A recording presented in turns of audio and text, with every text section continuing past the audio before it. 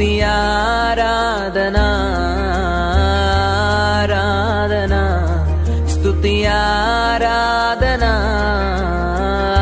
ఆరాధనా స్తుతి ఆరాధనా. మొబైల్ స్తుతి ఆరాధనకు వచ్చిన ప్రతి ఒక్కరు కూడా యేసుక్రీస్తు వారి నామములో ఉదయకాల సమయంలో అందరికీ వందనాలు చెల్లిస్తున్నామండి. మరి ఈ యొక్క సమయంలో ఈ విధంగా స్తుతించుట, దేవుని గణపరచుట మనకి ఎంతో ఆశీర్వాదకరం. ప్రేమ దేని బట్ల ప్రభు సన్నిధిలో ఎక్కడైతే మనం ఇద్దరు ముగ్గురు కూడుకుని ఉంటామో ఆ యొక్క స్థలము దేవుడు ఆత్మను పొందుకుంటాం. విశ్వాసంతో ప్రతి ఒక్కరు కూడా మొబైల్ స్తుతి ఆరాధన ద్వారా వింటున్న ప్రతి ఒక్కరు కూడా యేసుక్రీస్తు నామములో వందనాలు చెల్లిస్తున్నాం. సమయంలో వాక్యం చదువుకొని ప్రార్థన చేసుకుందాం. సమయంలో ప్రార్థన నా అంశము ప్రార్థన. ప్రార్థన చేసుకుందాం. వాక్య జ్ఞానము ఇదిలే ముందు మహాపరిశుద్ధుడును సకల ఆశీర్వాదములకు కారణభూతుడైన మా పరలోకపు తండ్రి, నిన్న నేడు ఏకరీతిగా మా మధ్యన సంచరిస్తున్న దేవానికి వందనాలు. రాత్రంతా ప్రభు నీ రెక్కల చెడు భద్రపరిచి మమ్మల్ని అందరూ కూడా సజీవుల గుంపులో ఉంచి మీ కృపాకాబ్దం అనుగ్రహించిన దేవానికి వందనాలు, స్తుతులు, స్తోత్రం చెల్లిస్తున్నామయ్యా. ఈ కొద్ది నిమిషాలు ప్రభా వాక్య జ్ఞానం వెళ్ళుచుండగా వినగల చెవులు గ్రహించే మనసు మా అందరికీ దయచేయండి. మరి ముఖ్యంగా మానవస్వరం మరుగుపరిచి దైవస్వరంతో మీరు మాతో నాతో అందరితో మాట్లాడి మీ కృపాకాబ్దాలు అనుగ్రహించి మీరు మహిపరుచుకుంటారండి. యేసయ్య అతి శ్రేష్టమైన నామంలో ప్రార్థన అడిగి పొందుకుని ఉన్నాము తండ్రి, ఆమేన్. దేవుడి నామానికి మహిమ కలుగును గాక. హల్లెలూయా. ప్రియమైన దేవుని బిడ్డలారా, ఈ యొక్క దినాల్లో ప్రార్థన మన పరిస్థితులను మారుస్తుందని, ప్రార్థన మరి ఒక క్రైస్తవునికి ఒక ఆయుధము లాంటిదని మనం తెలుసుకుందాం. ప్రార్థన శక్తి లేకపోతే ఏ కుటుంబం కూడా వర్ధిల్లదండి. ప్రార్థన శక్తి లేకపోతే ఎలాంటి విజ్ఞాపన కూడా ఫలించదు. నీరు లేని ప్రార్థన ఎలా వాడిపోతుందో ప్రార్థన లేని జీవితాలు అలాగే వాడిపోతాయట. పువ్వు లేని తోటలో సువాసన ఉండదు, ప్రార్థన లేని జీవితంలో సంతోషం ఉండదు. నిజమైన క్రైస్తవులు ప్రార్థన ఒక ఆయుధముగా ఉంచుకోవాలి. సైనికునికి ఆయుధాలు లేకపోతే శత్రువు దాడి చేస్తాడు. విశ్వాసికి ప్రార్థన లేకపోతే సాతానుడు దాడి చేస్తాడు.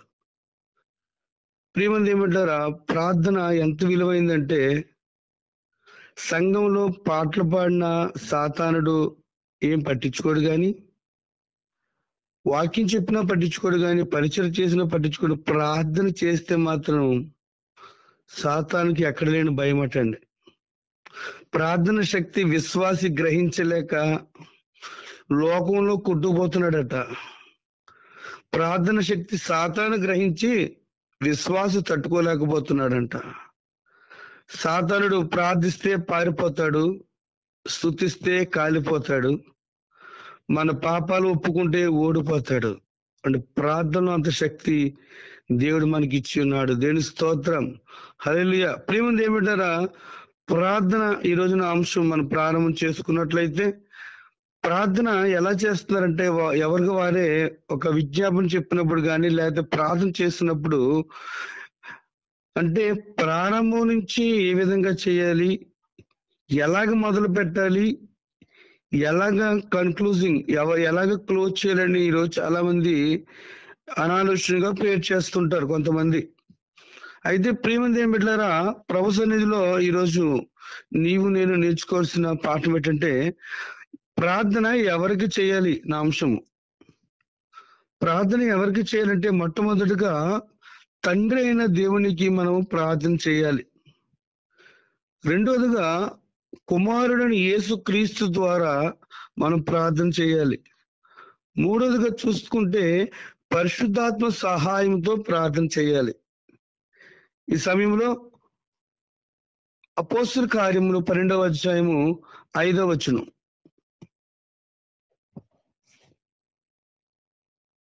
పేతురు చెరసాలలో ఉంచబడెను.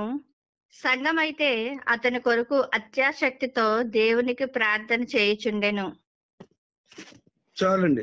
ప్రియమంది ఏమిటారా, ఇక్కడ మనం చూసుకున్నట్లయితే ఒక సమస్య వచ్చినప్పుడు ప్రార్థన చేస్తున్నారు సంఘం. అయితే ఈ యొక్క అపొస్తల కార్యంలో మరి యొక్క పేతురు కోసం మనం మాట్లాడుకున్నట్లయితే మరి మరి చూడండి, దేవుని వాక్యం ఏం సెలవిస్తుందంటే, నా నామములో మీరు దూషింపబడతారు, నా నామములో మీరు నిందల పాలవుతారు, నా నామములో మీరు అవమానించబడతారు అని దేవుని మాటలు నెరవేరుతున్నాయండి. ఎప్పుడైతే మనం బోధిస్తామో మనకు సమస్యలు వస్తాయి, కానీ ఆ సమస్య నుండి కూడా దేవుడు తప్పిస్తున్నాడని విశ్వాసము మనం అందరం కలిగి ఉండాలి. ప్రేమంది ఏమిట్లారా, మరి ఆ రోజు మరి సంఘంలో మరి చూసుకున్నట్లయితే మరి దాదాపు అదే కాలంలో రాజైన హేరోదు సంఘపు వారిలో కొందరిని బాధ పెట్టుటకు బలాత్కారముగా పట్టుకొని యోహాను సహోదరుడిని యాకోబును ఖడ్గంతో చంపిస్తాడు. ఆ సమయంలో ఇది యూదులకు ఇష్టమైన కార్యమని తెలుసుకొని పేతురును కూడా పట్టుకుంటాడు. మరి ఆ దినములు పులియని రొట్టెల పండుగ దినములు కాబట్టి అతను పట్టుకొని చెరసాలలో వేయించి పస్కా పండుగ అయిన పిమ్మట ప్రజల యొద్దకు అతన్ని తేవాలని ఉద్దేశించి అతనికి కావలి ఉండుటకు 4 చతుష్టాయములు 14 సైనికులను అతనికి అప్పగించారు.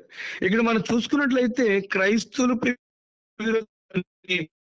నుంచి మనకు కనబడుతుంది. ఇక్కడ మనం చూసుకుంటే ప్రియమంది ఏమిట్లారా, ఇప్పుడు మరి ఈ 5వ వచనం మనం చూసుకున్నట్లయితే 12వ అధ్యాయం 5వ వచనం చూసుకున్నట్లయితే పేతురు చెరసాలలో ఉంచబడెను, సంఘం అయితే అతని కొరకు అత్యాశక్తితో దేవునికి ప్రార్థన చేయుచుండెను. దేవుని స్తోత్రం, హల్లెలూయా. ప్రియమంది ఏమిట్లారా, ఇక్కడ ఎవరికి ప్రార్థన చేస్తున్నట్టండి? దేవునికి ప్రార్థన చేస్తున్నారు. ఎలా ప్రార్థన చేస్తున్నట్టు? అత్యాశక్తి అంటే మరి ఎంత బలంగా ప్రార్థన చేస్తారు ఇక్కడ మనము గమనించగలం. ప్రియమైన దేవుని బిడ్డలారా, పేతురు చెరసాలలో ఉన్నాడు, ఒక సేవకుడు ఇబ్బందుల్లో ఉన్నాడు, ఒక సేవకుడు చెరసాలలో ఉన్నాడు. అయితే సంఘం ఊరుకోలేదండి. సంఘం అంతా కలిసి ఏకంగా కూడుకొని ఎలా ప్రార్థన చేస్తారంటే బలమైన ప్రార్థన, అత్యాశక్తితో ప్రార్థన చేస్తున్నారంట. సంఘం అయితే అతని కొరకు అత్యాశక్తి దేవునికి ప్రార్థన చేయుచుండెను. దేవుని స్తోత్రం, హల్లెలూయా. అంటే దేవునికి ప్రార్థన చేస్తుంది కదండి. అందుకని మనం ప్రార్థన చేసినప్పుడు మొట్టమొదటి తండ్రి అయిన దేవుడికి మనము ప్రార్థన చేయాలి. అయితే ఈరోజు చూసుకున్నట్లయితే ప్రియమంది మిట్లారా, ప్రార్థన మన పరిస్థితులు మార్చేస్తుందని తెలుసు, అయినా సరే మనము మరి ప్రార్థన బలంగా చేయలేము. ఏదో నామకార్థంగా ప్రార్థన చేస్తూ ఉంటాము. కానీ ప్రియమంది మిట్లారా, ప్రార్థన మన పరిస్థితులు మారుస్తుందని మనం గ్రహించినట్లయితే అందులో ఉన్న శక్తి వర్ణింపశక్యము కానిది. దేవుని స్తోత్రం, హల్లెలూయా. ప్రార్థన వలనే పయనము, ప్రార్థనే ప్రాకారము, ప్రార్థనే ప్రాధాన్యము, ప్రార్థన లేనిది పరాజయం. ప్రార్థన వలనే పయనము, ప్రార్థనే ప్రాకారము, ప్రార్థనే ప్రాధాన్యము, ప్రార్థన లేనిది పరాజయం. ప్రభువా ప్రార్థన నేర్పయ్యా, ప్రార్థించకుండా నేనుండలేనయ్యా. ప్రభువా ప్రార్థన నేర్పయ్యా, ప్రార్థించకుండా నేనుండలేనయ్యా. నీ పాదాలు తడపకుండా నా పయనం సాగదయా, నీ పాదాలు తడపకుండా నా పయనం సాగదయా. ప్రార్థన వలనే పయనము, ప్రార్థనే ప్రాకారము, ప్రార్థనే ప్రాధాన్యము, ప్రార్థన లేనిది పరాజయం. నిజమే ప్రియమంది బిడ్డారా, ప్రార్థన లేకపోతే పరాజయం అంట. ప్రార్థన వలనే ప్రయాణం సాగాలి, డే మొదలు నుంచి డే ఎండ్ వరకు. ప్రార్థనే మనకు ఒక ప్రాకారముగా దేవుడు మనకి కలిగి మరి ఉంచుతాడు. ఎందుకంటే ఈ సమయంలో మనం చూసుకున్నట్లయితే సంఘం అయితే పేతురు చెరసాలలో ఉన్నప్పుడు వారు ఏం చేశారండి? పారిపోలేదు, చల్లా చెదురైపోలేదు. కానీ ఆ సంఘం అంతా కూడుకొని అత్యాశక్తితో ప్రార్థన చేశారు. ఎవరికి చేశారు? దేవునికి, తండ్రి అయిన దేవునికి వారు ప్రార్థన చేసినట్లుగా ఇక్కడ మనకి కనబడుతుంది. ప్రియమైన బిడ్డలారా, మరి ఇంక మనం చూసుకున్నట్లయితే పేతురు గారు ఎలా ఉన్నారండి? జైల్లో రాత్రి పేతురు 2 సంఖ్యలతో బంధింపబడి 2 సైనికుల మధ్య నిద్రించుచుండెను. దేవుని స్తోత్రం, ఆయనకి మరణము రేపు ఉరివేస్తారని తెలుసు, ఆయన చంపివేస్తారని తెలుసు. అయినా సరే విశ్వాసంతో దేవుడి మీద భారం కలిగి ఆ జైల్లో నిద్రపోచున్నప్పుడు సంఘం ప్రార్థన చేసిందంటే ఎలాంటి, మరి ఎంత బలమైన ప్రార్థన అంటే అత్యాసక్తితో ప్రార్థన చేసినప్పుడు చూడండి 6వ వచనం చూసుకున్నట్లయితే, ఏ రోజు అతను వెలుపలకు తీసుకుని రావని ఉండగా ఆ రాత్రి పేతురు 2 సంకెళ్లతో బంధింపబడి 2 సైనికుల మధ్య నిద్రించుచుండెను. మరి కావలి వారు తలుపు ఎదురు చెరసాల కాచుకొనిచున్నారు. చూడండి ఎంత, మరి చూడండి ఈయన పడుకుని ఉన్నాడంట. అంటే నా పని నేను చేశాను. మనం చేస్తే మన పని ఎవరు చేస్తారండి? దేవుడు చేస్తాడు. విశ్వాసం, ఫెయిత్ అలా ఉండాలండి.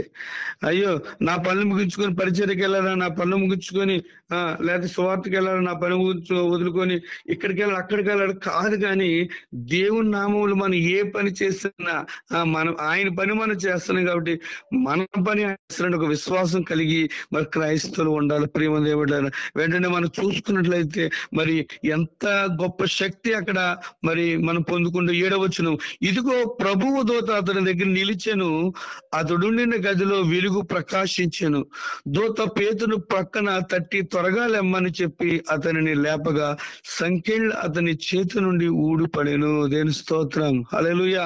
అంటే తండ్రి అయిన దేవుడికి ప్రార్థన చేస్తున్నప్పుడు దేవుడు మరి సంఘం అత్యాసక్తితో ప్రార్థన చేసినప్పుడు తన దూతలను పంపి శరసాల నుంచి విడిపించినట్లుగా ఇక్కడ మనము చూడగలుగుతాం. ప్రియమైన బిడ్డలారా, రెండోదిగా మనం చూసుకున్నట్లయితే మరి కుమారుని ద్వారా, యేసుక్రీస్తు కుమారుని ద్వారా మరి ప్రార్థన చేయాలి. చూడండి యోహాను సువార్త 14వ అధ్యాయము, యోహాను సువార్త 14వ అధ్యాయం 13వ వచనం, మీరు నా నామమున దేనిని అడుగుదురో తండ్రి కుమారుని యందు మహిమ పరచబడుటకే దాన్ని చేర్తును. చాలండి. ఇక్కడ మనం చూసుకుంటే ప్రియమైన బిడ్డలారా, మరి మన ప్రార్థన చేస్తున్నప్పుడు మీరు నా నామమున దేనిని అడుగుదురో కదండి. ఎవరి నామమున అడగాలండి?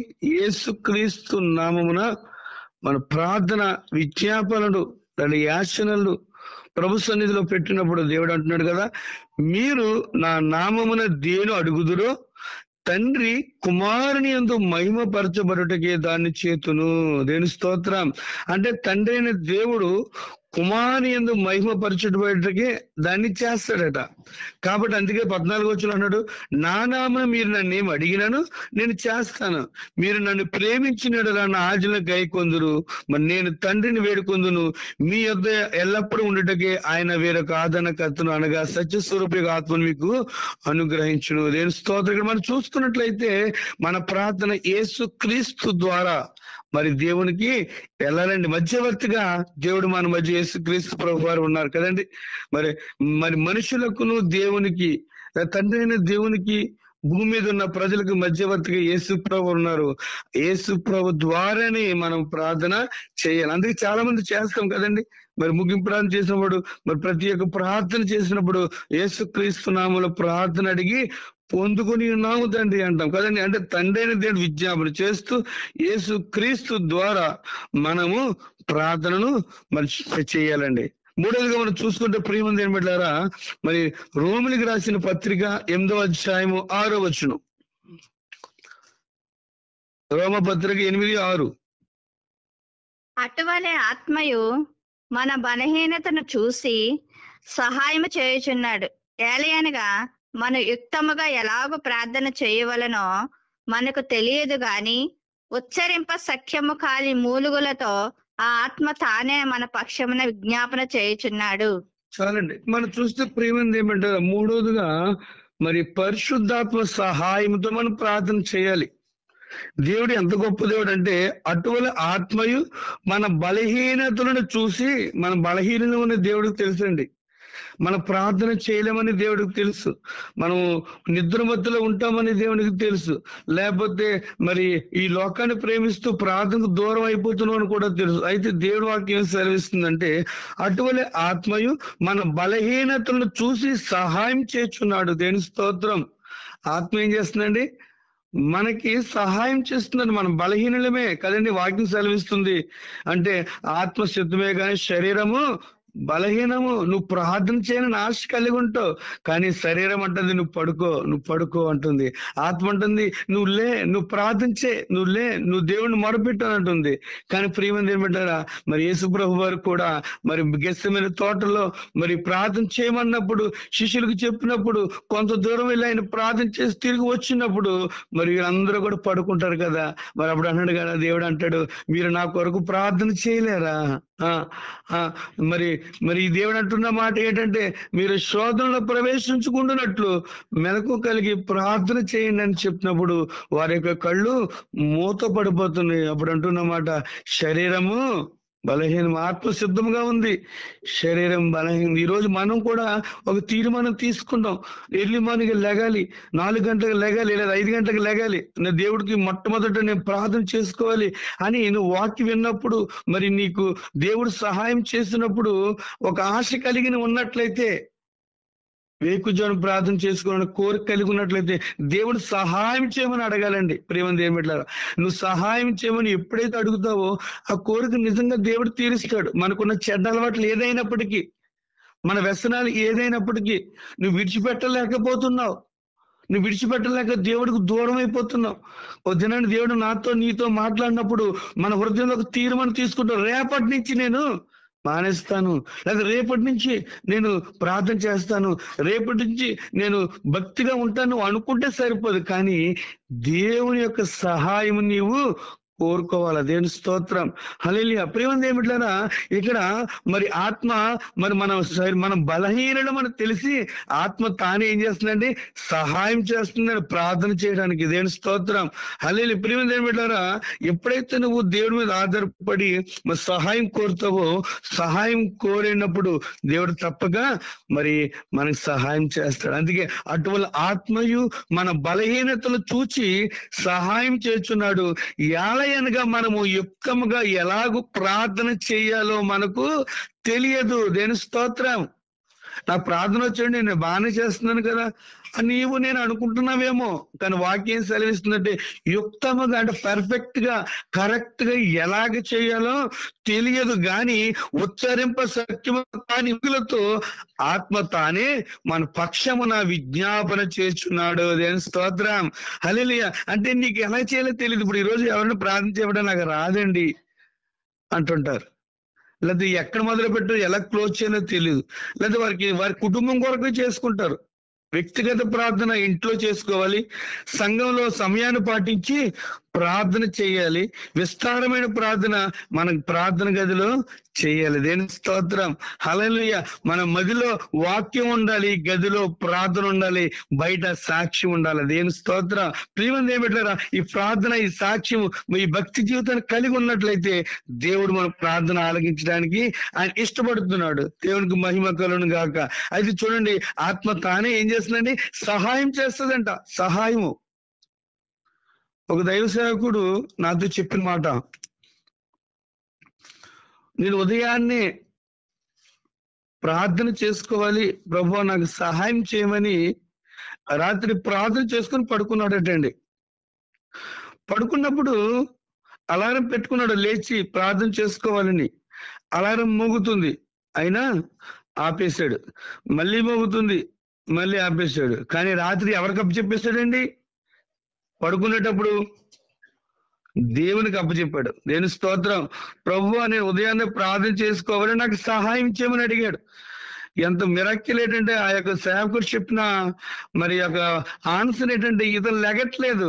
మనకు తెలుసు కదండి, ఆత్మ సిద్ధముగా ఉంది, శరీరము బలహీనము. ఉదయకాల సమయంలో మెలకు కలిగి ఉండడం అంటే దేవుడు ఎంతగా మనల్ని దీవించాడంటే, ఆయన ఆత్మీయ వాక్యాన్ని మనం అందుకోవడానికి ఉదయకాలం మెలకు మనకి దయచేశాడు. ఈ యొక్క ప్రార్థనలో వస్తున్న ప్రతి ఒక్కరు కూడా ఆశీర్వదింపబడిన వారే. కారణం ఏంటంటే, మంచి నిద్రను విడిచిపెట్టి మరి పర్ఫెక్ట్ గా పట్టే నిద్ర ఈ వేకుజామున లేకపోతే ఈ యొక్క సమయంలో పట్టే నిద్రని వెలకట్లేదు కదండి. అయినా కూడా ప్రార్థనకు మనం ఎంత సిద్ధపడ్డాం కాబట్టి దేవుడు మనందరినీ దీవిస్తాడు. ప్రియమంది ఏమిటారా, ఈ దైవ సేవకులు లేదా ఒక బ్రదర్ మరి అలారం పెట్టుకున్నాడు కానీ లెగలేదండి. లెగపోయేసరికి మరి అతని కాలుని ఎలక కొరికింది. ఎలక కొరకగానే వెంటనే సుర్రమని ఆ పెయిన్ కి తక్కువలేసి దేవానికి స్తోత్రం అన్నాడు. దేని స్తోత్రం. హల్లెలూయా. ఎందుకు ఈ మాట చెప్తున్నానంటే, నువ్వు ఆశ కలిగి ప్రార్థన చేసావు. ప్రభువా నాకు సహాయం చేయి, నేను ఉదయకాల సమయంలో లేచి ప్రార్థన చేసుకోవాలి, నాకు ఒక కమిట్మెంట్ నేను కలిగి ఉన్నాను ప్రభువా, నువ్వు నాకు సహాయం చేయని అడిగినప్పుడు ఇతనైతే మర్చిపోయాడేమో గాని ఇతను శరీర బలహీన నిద్రకి మరి మరి మరి బానిసై లేదా పడుకుని పోయాడు. కానీ దేవుని యొక్క ఆత్మ ఏం చేసిందండి, ఎలక ద్వారా అతన్ని కొరికినప్పుడు అది సుర్రమని అనగానే వెంటనే లేచి ప్రార్థన చేశాడంట. అదేంటి స్తోత్రం. ఎందుకు ఈ మాట చెప్తున్నానంటే, నువ్వు ఆశ కలిగి ఉన్నావు కాబట్టి దేవుడు ఏం చేశాడండి, లేపాడు ప్రియమని దేవుడు. అదే ఆశ నువ్వు కలిగి ఉండాలంటే, అందుకే కదా ఇక్కడ అంటున్నాడు, ఏమంటున్నాడంటే, ఆత్మ తానే ఉచ్చరింప శక్యము కాని మూలుగలతో కదండి, ఉచ్చరింప శక్యము కాని మూలుగులతో ఆ ఆత్మ తానే మన పక్షముగా విజ్ఞాపన చేస్తున్నాడు. దేని స్తోత్రం. నేను నిజంగా ఆ కమిట్మెంట్ మనం కలిగి ఉన్నప్పుడు, అందుకే వాక్యం సెలవిస్తుందంటే, మరి పరిశుద్ధాత్మ సహాయంతో మనము ప్రార్థన చేయాలి. దేని స్తోత్రం. హల్లెలూయా. మరి ఈ విధంగా మనం ప్రార్థన చేసినట్లయితే దేవుడు గొప్ప కార్యాలు మన కుటుంబంలో జరిగిస్తూ ఉంటాడండి. ప్రియమైన దేవుళ్ళారా, మరి నిజంగా ఏ విధంగా మనం ప్రార్థన చేయగలుగుతున్నాం? మరి ప్రార్థన చేయమంటే మరి చేసేస్తుంటాం, మనం ఎలా పడితే అలా చేస్తుంటాం. అలా కాదు కానీ తండ్రి అయిన మరి దేవుని నామంలో కుమారుని ద్వారా పరిశుద్ధాత్మ సహాయంతో మనము ప్రార్థన చేయాలి. దేని స్తోత్రం. హల్లెలూయా. ప్రియమైన బిడ్డలారా, ఇంకా మనం చూసుకున్నట్లయితే మరి ప్రార్థన ఎవరికి చేయాలి అనే ప్రశ్న వేసుకుంటే, తండ్రి అయిన దేవునికి, కుమారుడైన యేసుక్రీస్తు ద్వారా పరిశుద్ధాత్మ సహాయంతో ప్రార్థన చేయాలని తెలుసుకున్నాం. ఈ సమయంలో ఎవరి ప్రార్థన దేవుడు వింటాడు? ఒక ప్రశ్న వేసుకుంటే చూడండి, యోధా పత్రిక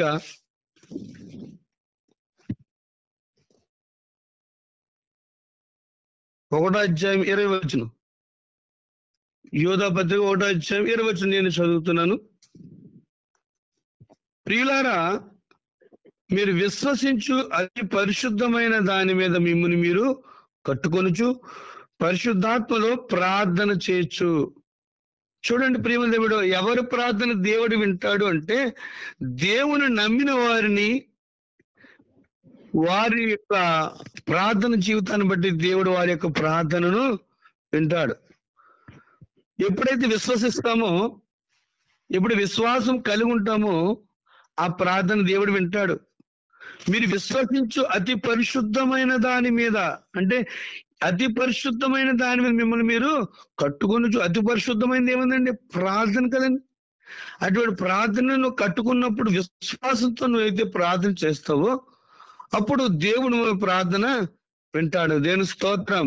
హల్లెలూయా. చూడండి ప్రియమైన దేవులారా, కీర్తన గ్రంథం 32:6 మనం చూసుకున్నట్లయితే, కీర్తన గ్రంథం 32:6. కీర్తన గ్రంథం 32:6. కావున నీ దర్శన కాలమందు భక్తి గల వారందరూ నిన్ను ప్రార్థన చేయుదురు. జల ప్రవాహములు పొరలు వచ్చినను నిశ్చయముగా అవి వారి మీదకి రావు. ఆమె చాలండి. ప్రేమ దేవుడారా, మరి ఒక సమయం మనం చూసుకున్నట్లయితే ఎవరు ప్రార్థన దేవుడు వింటాడు అంటే, మరి భక్తి గల వారి యొక్క ప్రార్థన దేవుడు వింటాడు. దేని స్తోత్రం. అంటే దేవుడు వాక్యం సెలవిస్తుందంటే, కావున నీ దర్శన కాలమందు భక్తి గల వారందరూ నిన్ను ప్రార్థన చేయుదురు. దేని స్తోత్రం. ఈరోజు భక్తి ఎంతమంది ఉందండి? చాలా మంది మరి భయభక్తులు కలిగి ఉండాలని దేవుడు వాక్యం సెలవిస్తుంది, కానీ భక్తి ఉంటే భయం ఉండట్లేదు, భయం ఉంటే భక్తి ఉండట్లేదు. కానీ దేవుడు వాక్యం సెలవిస్తుందంటే, భక్తితో కన్నా భయం కలిగి ఎప్పుడైతే మనం ఉంటామో ఆ ప్రార్థన దేవుడు ఆలకిస్తాడు.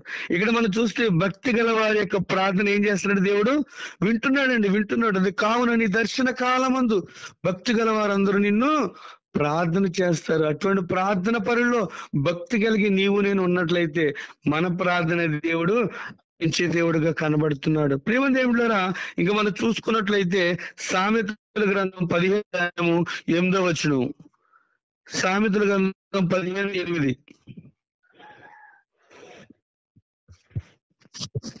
భక్తిహీనులు అర్పించు బలులు యెహోవాకు హేయములు, యథార్థవంతుల ప్రార్థన ఆయనకు ఆనందకరము. చాలండి.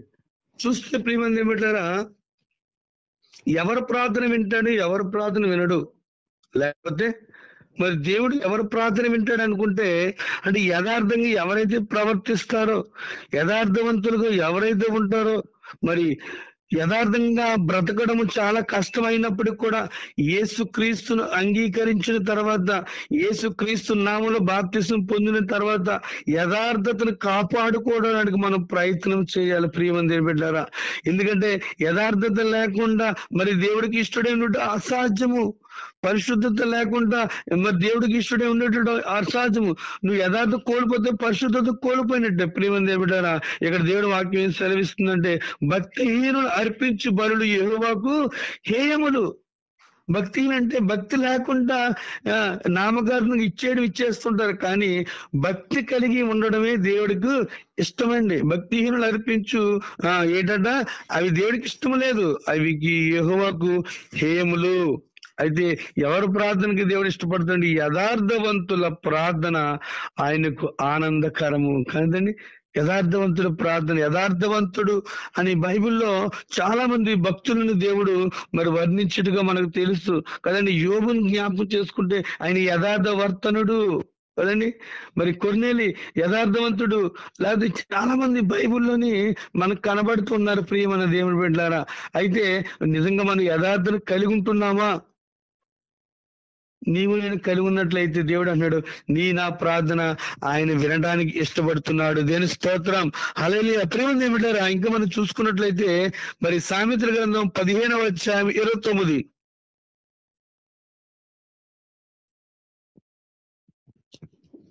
భక్తిహీనులకు యెహోవా దూరస్తుడు, నీతిమంతుల ప్రార్థన ఆయన అంగీకరించును.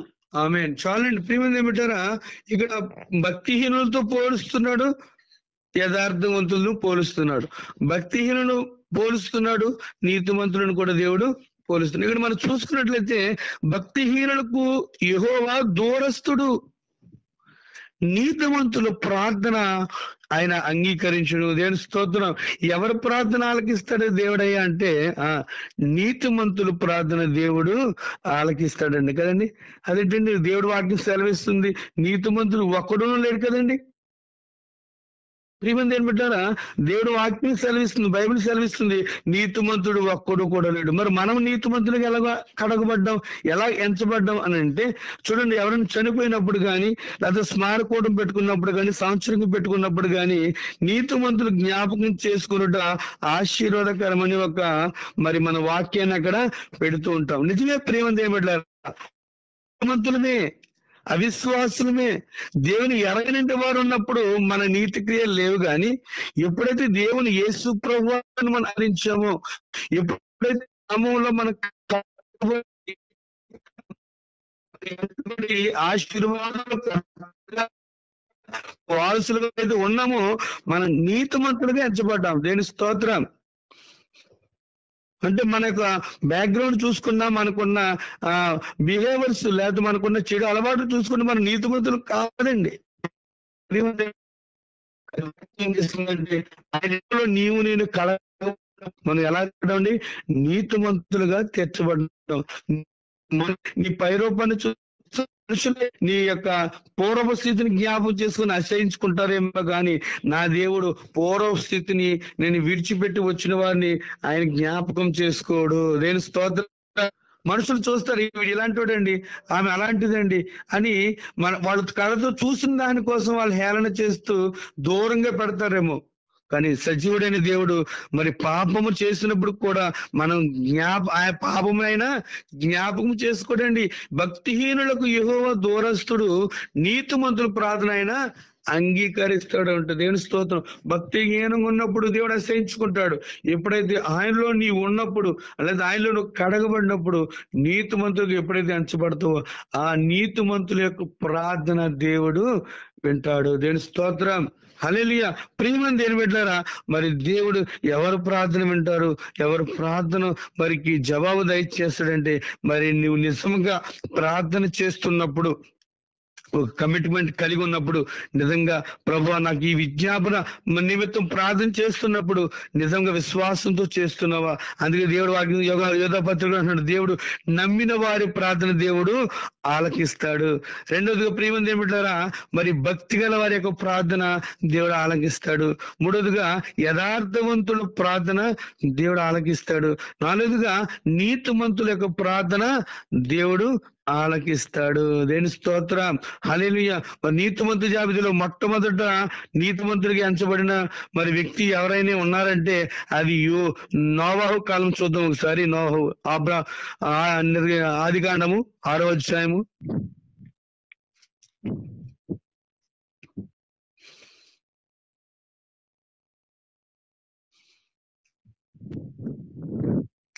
8వ వచనం. అయితే నోవాహు యెహోవా దృష్టి యందు కృప పొందినవాడాయెను. నోవాహు వంశావళి ఇదే. నోవాహు నీతిపరుడను తన తరములో నిందారహితుడనే ఉండెను. నోవాహు దేవునితో కూడా నడిచినవాడు. చూడండి ప్రియమంది ఏమిట్లారా, మరి దేవుని యొక్క కనుదృష్టి సంవత్సరాది మొదలుకొని సంవత్సరాంత వరకు ఎక్కడ ఉంటదండి? మన మీద ఆయన కనుదృష్టి ఎప్పుడు ఉంటదండి. ఆ కనుదృష్టిలో దేవుడికి ఎవరు కనబడ్డారంట? నోవాహు కనబడ్డాడు. ఆ కాలంలో స్టార్టింగ్ లో మరి ఎంత ఆ యొక్క పరిస్థితి ఎలా ఉండేదంటే, నరులు భూమి మీద విస్తరించినప్పుడు, తర్వాత కుమార్తెల వరకు పుట్టినప్పుడు దేవుని కుమారులు నరులు కుమార్తెలు చక్కని వారిని చూసి వారు అందరితో తమకు మనసుకు వచ్చిన ఆత్మ నరులతో ఎల్లప్పుడూ వాదించదు.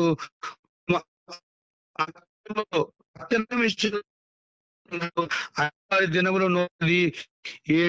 దేని స్తోత్ర. ప్రియమంది ఏమిటారా, ఎప్పుడైతే దేవునికి అయిష్టంగా ఉంటామో, ఎప్పుడైతే దేవునికి మాటకు మనం విధేయత చూపించమో, దేవుడు ఆయన కనుదృష్టి మనకి కనబడుతుందండి. ఆయన దృష్టి ఎప్పుడు మన మీదే ఉంటది.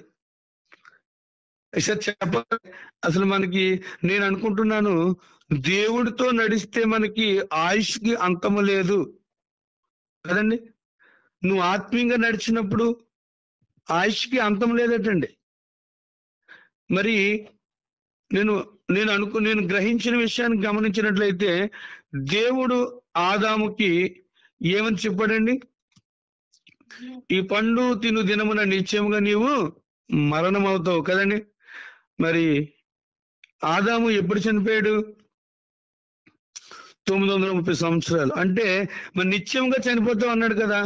మరి 930 సంవత్సరాలు ఎలా బతికాడు అని ఒక ప్రశ్న వేసుకుంటే, ప్రియమంది ఏమిట్లారా, ఎప్పుడైతే దేవుడితో ఆత్మీయ సంబంధం కలిగి ఉన్నాం అనుకో, కలిగినప్పుడు మనకు ఆయుష్తో పని లేదు.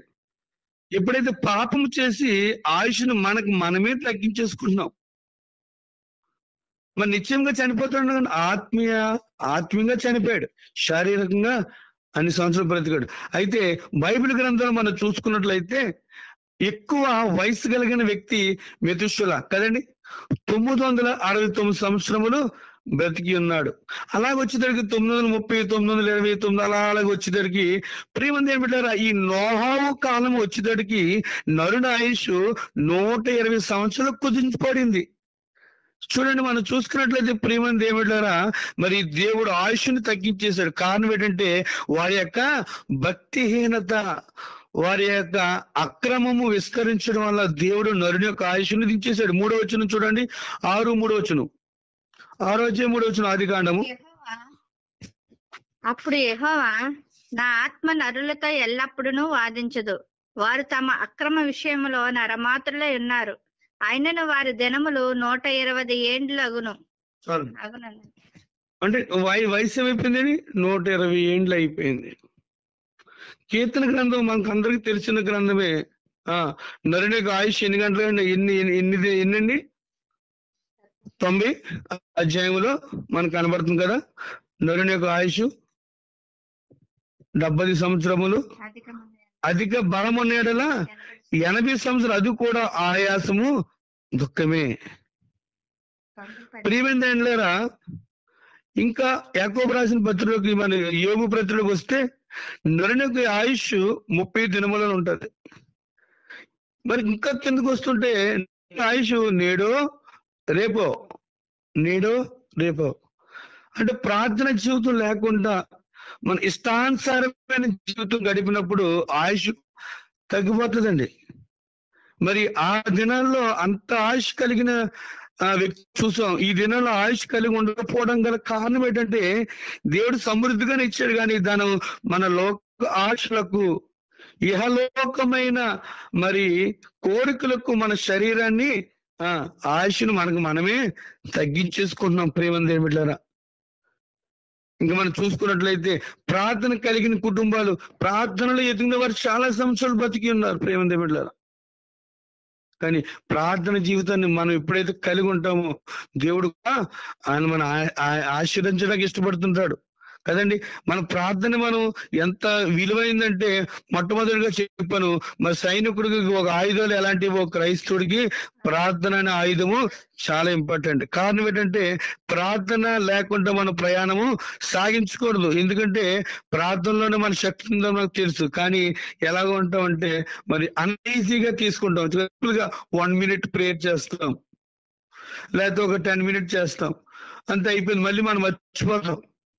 అంటే అది కష్టం వచ్చి ఇంకా లేవలేని స్థితిలో ఉన్నప్పుడు మాత్రం దేవుడు ప్రార్థన అంటాం. కానీ దేవుడికి ఎల్లప్పుడూ కూడా మనము ప్రార్థన చేయాలి. భక్తులను చూసి, విశ్వాసం చూసి, సేవకులను చూసి మనం నేర్చుకోవాలి. మరి బైబిల్ గ్రంథంలో దానియేలు ముమ్మాను ప్రార్థన చేశాడు, దావీదు కుమారులు ప్రార్థన చేశాడు కదండి. మరి ఆ విధంగా నీవు నేను ఉంటున్నామా నాకు మనం ప్రశ్న వేసుకోవాలండి. ప్రార్థనలో నాటునది పెళ్ళగించుట అసాధ్యము, ప్రార్థనలో పోరాడునది పొందకపోవుట అసాధ్యము. ప్రార్థనలో నాటునది పెళ్ళగించుట అసాధ్యము, ప్రార్థనలో పోరాడునది పొందకపోవుట అసాధ్యము. ప్రార్థనలో ప్రాకులాడినది పతనమవుట అసాధ్యము, ప్రార్థనలో ప్రాకులాడినది పతనమవుట అసాధ్యము. ప్రార్థనలో పదునైనది పని చేయకపోవుట సాధ్యము, ప్రార్థనలో పదునైనది పని చేయకపోవుట అసాధ్యము.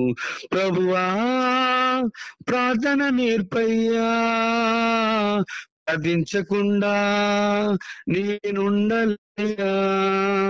ప్రభువా ప్రార్థన నేర్పయ్యా, ప్రార్థించకుండా నేనుండలేనయ్యా. నీ పాదాలు తడపకుండా నా పయనం సాగదయా, నీ పాదాలు తడపకుండా నా పయనం సాగదయా. నిజమే ప్రియమంది ఏమిటారా, ఆయన పాదాలు తడుపుకుంటా నా ప్రయాణం సాగదు ప్రభువా. ప్రార్థన వలన నా ప్రయాణము, ప్రార్థనే ప్రకారము, ప్రార్థనే ప్రాధాన్యము, ప్రార్థన లేని పరాజయం అని తెలుసుకుని కూడా ఇంకా నీవు నేను ప్రార్థన మీద మరి భక్తి కలిగి ప్రార్థన చేస్తున్నావా లేదా ఒక ప్రశ్న వేసుకోవాలి. ప్రియమంది ఏమిటారా, దేవుని యేసు ప్రభువు మత్తయి సువార్తలో అంటాడు కదా, శిష్యులు వచ్చి ప్రభువా మాకు ప్రార్థన నేర్పుమయ, ప్రార్థన వినుడి పావునుడా, ఆ ప్రార్థన మాకు నేర్పమన్నాడు కదండి. ఏదన్నా తెలియకపోతే తెలుసుకోవాలా. శిష్యులు అడిగారు, ప్రభు ఆ ప్రార్థన మాకు నేర్పంటే అప్పుడు దేవుడు ప్రార్థన చేసి నేర్పించాడు. ఏంట ప్రార్థన నేను చెప్పి ఒక అంశాన్ని ముగిస్తాను. ఏమంది ఏమిటారా, పరలోక ప్రార్థన మనందరికి తెలుసు. ఆ యొక్క మాటల్లోని ఒక 10 భాగాలుగా విడదీసి నేను చెప్పడానికి ఇష్టపడుతున్నాను. పరలోకమందున్న మా తండ్రి అంటే విశ్వాసం అండి. దేవుడు పరలోకములో ఉన్నాడని, ఆయన భూమి ఆకాశం సృజించాడని విశ్వాసము కలిగి పరలోకమందున్న మా తండ్రి, పరలోకమందున్న నా తండ్రి అంటే నా తండ్రి అనగా రిలేషన్, అంటే ఇక్కడ సంబంధం కనబడుతుంది. తండ్రి అయిన దేవుడు పరలోకములో ఉన్నాడు. రెండోది నీ నామం పరిశుద్ధపరచబడును గాక, అంటే ఆరాధన, అంటే దేవుని నామం పరిశుద్ధపరచబడును. మనం ఆరాధన ఎలా ఉండాలంటే ఆయన నామాన్ని మనం పరిశుద్ధపరచబడంగానగా ఉండాలి. నీ రాజ్యం వచ్చును గాక అంటే నిరీక్షణ, ఆయన రాజ్యం వస్తుంది. ఈ లోకంలో ఉన్న రాజ్యాలు లేకపోతే పరిపాలన 5 సంవత్సరాలు అవ్వచ్చు, మరి 3 సంవత్సరాలు అవ్వచ్చు, లేకపోతే నా దేవుని యొక్క రాజ్యము యుగయుగమాలు అయినా ఆయన దేవుని యొక్క రాజ్యం వస్తుంది కదండి. నీ రాజ్యం వచ్చును గాక అంటే నిరీక్షణ, అంటే ఆయన రాజ్యం వస్తుంది నిరీక్షణ. మూడోదిగా 4-5 చూస్తున్నట్లయితే నీ చిత్తము నెరవేరును గాక. దేవుని స్తోత్రం. ఇది సమర్పణ కనబడుతుందండి, ఇందులో సమర్పణ కనబడుతుంది. ప్రియమైన 6వదిగా చూస్తే మా అనుదిన ఆహారం మాకు దయచేయము. ప్రార్థన, ఇది ప్రార్థన. అనుదిన ఆహారం ప్రభువా మేము కష్టపడుతున్నాం, మాకు సహాయం చే అని ప్రార్థన చేయడం అన్నమాట. ఇంకా మనం చూసుకున్నట్లయితే మా రుణస్తులను మేము క్షమించినట్లు, అంటే క్షమాపణ కనబడుతుంది. మా రుణస్తులు అంటే మనం రుణస్తులు ఎవరైతే మనం క్షమిస్తాం వారిని మన క్షమాపణ కనబడుతుంది. తర్వాత మా రుణస్తులను మేము క్షమించుము. మా రుణస్తులను మేము క్షమించినట్లు, అది క్షమాపణ. మా రుణస్తులను క్షమించు అంటే పశ్చాత్తాపము కదండి. అలాగే చూసుకున్నట్లయితే శోధనలోనికి తేక కిడి నుండి తప్పించుము అంటే విజ్ఞాపన కనబడుతుంది ఇక్కడ. అంటే శోధన వస్తుందని దేవుడే చెప్పి ఉన్నాడు. అదే శోధన ప్రార్థన ద్వారా జయించాలని దేవుడు చెప్పినాడు. అందుకనే మరి విజ్ఞాపన కనబడుతుంది. శోధనలోడికి తేక దుష్టు నుండి తప్పించుము. మరి ఆయన లాస్ట్ గా ఆయన రాజ్యమును బలమును నిరంతరమును నీవే కదండి. అంటే అవగాహన, ఆయన రాజ్యము మరి బలము సమస్తం ఆయనని ఒక అవగాహన కలిగి మనం ఉండాలి. ప్రియమంది ఏమిట్లారా, మరి ఈ యొక్క పరలోక ప్రార్థన అందరికీ తెలుసు. అందులో మనకి విశ్వాసం కనబడుతుంది, సంబంధం కనబడుతుంది, ఆరాధన కనబడుతుంది, నిరీక్షణ కనబడుతుంది, సమర్పణ కనబడుతుంది, ప్రార్థన కనబడుతుంది, క్షమాపణ కనబడుతుంది, పశ్చాత్తాపం కనబడుతుంది, విజ్ఞాపన కనబడుతుంది, అవగాహన కనబడుతుంది. ప్రియమంది ఏమిట్లారా అంటే శిష్యులు అడుగుతున్నారు, ప్రభువా మాకు ప్రార్థన నేర్పించమన్నప్పుడు తండ్రి అయిన దేవుడు లేదా యేసు ప్రభు వారు వారికి ప్రార్థన నేర్పించినట్లుగా మనకు కనబడుతుంది. ప్రియమంది ఏమిట్లారా మరి ప్రార్థన మనకి కొనసాగించగలుగుతున్నామా? ప్రార్థన 3 అక్షరాలే కదండి, కానీ చాలా ఈజీగా తీసుకున్న వారు ఉన్నారు, ఇదే బలమైన ఆయుధం అని మరి ఎంచిన వారు కూడా ఉన్నారు. అత్యాశక్తితో మనం ప్రార్థన చేసినప్పుడు, లేదా దేవుని మీద భక్తి కలిగి యథార్థత కలిగి ప్రార్థన చేసినప్పుడు మరి నీతిమంతులు ప్రార్థన దేవుడు ఆలకిస్తాను అంటున్నాడు. మరి అట్టు కృప దేవుడు నీకు నాకు దయచేయును గాక. ఆమేన్. ప్రార్థన చేసుకుని కొడుకుని ముగించుకుందాం. సకల ఆశీర్వాదములకు కారణభూతుడా, సర్వోన్నతుడా, మా విమోచకుడా, మా పరలోకపు తండ్రి, నిన్న నేడు ఏకరీతిగా మా మధ్య సంచరిస్తున్న దేవానికి వందనాలు, స్తోత్రములు. ప్రభువా ఇంతవరకు ప్రార్థన ఎవరికి చేయాలి? తండ్రి అయిన దేవునికి యేసుక్రీస్తు ద్వారా పరిశుద్ధాత్మ సహాయంతో చేయాలని ప్రభు మీరు ఇచ్చిన వాక్యాన్ని బట్టి వందనాలు చెల్లిస్తున్నాం. నిజమే ప్రభువా, నాన్న మధ్యవర్తికి యేసు ప్రభు ద్వారానే కార్యములు జరిగితే మేము నమ్ముచున్నాం. పరిశుద్ధాత్మ సహాయంతోనే కార్యములు ప్రభు జరిగితే మేము నమ్ముచున్నాం. వేస్తే నీకు వందనాలు, స్తోత్రములు. ప్రభువా ఈ సమయంలో ఎవరు ప్రార్థన దేవుడు ఆలకిస్తాడంటే విశ్వసించిన వారి ప్రార్థన ఆలకిస్తానన్నావు ప్రభువా, యథార్థవంతులు ప్రార్థన ఆలకిస్తానన్నావు ప్రభువా, నీతిమంతులు ప్రార్థన ఆలకిస్తున్నావు ప్రభువా, భక్తి గల వారి ప్రార్థన ఆలకిస్తానన్నావు తండ్రి.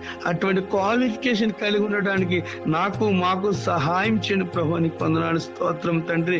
ఉదయకాల సమయంలో ప్రభు మొబైల్ స్తుతి ఆరాధనలో ఎంతమంది అయితే ప్రభు ఏకీభవించి ప్రార్థనలో ఉన్నారో ప్రభు, ప్రతి కుటుంబాన్ని మీరు దర్శించండి. వేస్తే నీకు వందనాలు, స్తోత్రం తండ్రి. నాన్న నీ నామంలో ప్రభు 1 గంట ప్రభు, 1 దినము గడుపుట 1000 దినాల కంటే శ్రేష్టమన్నావు తండ్రి. నాన్న 2 ఇంచుమించు గంట సమయం ప్రభు నీ ప్రియబిడ్డలు గడుపుచుండగా ప్రతి ఈవులను మీరు దయచేయండి. వేస్తే నీకు వందనాలు, స్తోత్రం తండ్రి. ప్రభు యేసుక్రీస్తు కృప ప్రతి ఒక్కరికి మీరు దయచేయండి ప్రభు. నీకు వందనాలు, స్తోత్రములయ్యా. పాటలు పాడిన వారిని దీవించండి ప్రభు, నన్ను ఆరాధన చేసిన వారిని దీవించండి, బైబిల్ రీడింగ్ చేసిన వారిని దీవించండి ప్రభు. అలాగే ప్రభు నాయన నా దేని కుటుంబాన్ని కూడా మీరు దీవించి ఆశీర్వదించండి. నీ యొక్క కార్యక్రమం చక్కగా నడిపిస్తున్న తమ్ముడు నన్ను పీటను బట్టి నాన్న కుమార్తెను బట్టి పవిత్రను బట్టి ప్రార్థన చేస్తున్నా. వారికి ఇచ్చిన విశ్వాసాన్ని బట్టి వందనాలు, వారికి ఇచ్చిన యొక్క పరిచర్యను బట్టి వందనాలు, స్తోత్రములు ప్రభు. వారికి మంచి ఆరోగ్యాలతో నింపండి. నన్ను శిరస్సు మీద శిరపాదములకు తాకండి. ప్రతి ఒక్క బలహీనత పరిశుద్ధపరచండి ప్రభు. నీకు వందనాలు, పరిశుద్ధపరచండి. నన్ను బలహీనత తీసివేసి మీ కృపాకాపునానికి. అలాగే ఈ సమయంలో ప్రభు అవును తండ్రి ప్రభా, నీకు వందనాలు, స్తోత్రం తండ్రి ప్రభా. అయితే నీకు వందనాలు. ఈ సమయంలో ప్రభా మరి రేపటి నుంచి ప్రభా inter exams, 10th class exams ప్రభా, అనేక మంది బిడ్డలు ప్రభా ఎగ్జామ్స్ కి సిద్ధపడుచున్నారు. వేస్తే నీకు వందనాలు, స్తోత్రం తండ్రి ప్రభా. వారు మొదటి నుంచి ఇప్పటి వరకు చదువుతున్న ప్రతిది కూడా జ్ఞాపకం ఉంచుకునడానికి శక్తి దయచేయండి.